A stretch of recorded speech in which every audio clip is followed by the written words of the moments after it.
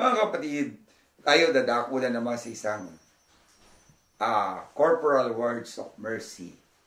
Ang corporal words of mercy ay isa po sa mga corporal word of mercy. Nung ako ba ay walang matuluyan, ako ba ay pinatuloy, sabi ng Panginoon. Siguro po, kung tayo po involved sa mga community, ay hindi naman po literally na sinasabi ng Panginoon na patuloy natin sa loob ng tahanan natin yung mga nakatira dyan. Sana po, may mga, ang ating inang simbahan, may mga tinalaga na organisasyon para humawak sa mga walang matiran or homeless na tinatawag natin. O tinatawag natin walang tirahan, mga taong nasa paligid natin mahirap. Sana may mga taong organisasyon tayo na tinatawag ngayon na mag-join tayo sa ating mga simbahan na ang mga homeless mapagtipon-tipon upang magkaroon sila ng tirahan.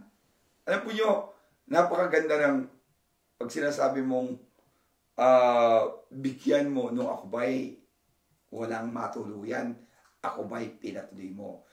Unahin po natin yung material. Okay? Yung material aspect of corporal of mercy.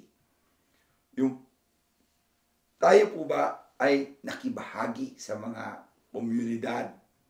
Tumulong ba tayo sa mga tao walang matuluyan ng Panginoon, ng mga tao na pinatuloy natin sa ating mga tahanan? So, hindi naman literally tutuloy sa ating mga tahanan. Bagkos, maging kabahagi tayo ng ating inang simbahan o ng mga simbahan, local church, na gumagawa ng mga tuluyan, ng mga walang tahanan. Kung ikaw makikibahagi sa mga gawain ito, siguro matatawag kang sumunod sa isang mga corporal works of mercy. Ang daming organisasyon ngayon na gumagawa ng mga tahanan sa mga tinipon-tipon ng mga barya na maitutulong instead maibahagi natin sa ating komunidad or sa mga taong mahihirap sa ibang lugar na nangangailangan na matutuluyan kanilang tahanan. Napakahalaga ng spiritual aspect na sinabi ng Panginoon, nung ako ba'y walang matuluyan, pinatuloy mo ba ako? Kasi, ang ibig sabihin po nyo ang isang tao at bumuo ng tahanan na mahirap, ang tahanan na ang isang pamilya na walang matuluyan, napakahirap. Sapagkat ang tahanan, sinasabi nga ni Jesus, dating ang tahanan o isang pamilya ay tinatawag na isang maliit na simbahan, the little church. Paano ba natin maihatid ang maliit na simbahan na mabubuo natin? Kung tayong lahat ng mga may kakayahan na magkasama-sama at makabuo, pinagsama-sama natin maliit man o malaki, basta galing kay Lord, makakabuo tayo ng isang tahanan. You cannot accommodate all people in one person.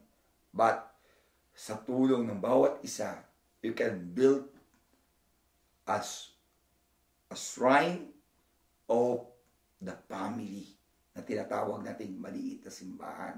At mahalaga po yan sapagkat dito natin ma-express ang maliit na simbahan na tinatawag nating matutuluyan. Matutuluyan pang-pisikal na tahanan, matutuluyan ng pang-spiritual sapagkat ang isang taong walang matuluyan palaboy-laboy, hindi niya alam kung siya tutungo. Pero kung meron kang isang tahanan na matatawag, na matutuluyan mo at matatawag mong iyong tahanan, nandoon ang iyong pakibahagi sa pagtulong sa iyong kapwa. 100% nakita ng tao na ito, ang Diyos ay buhay na buhay sa kanyang tahanan. Sana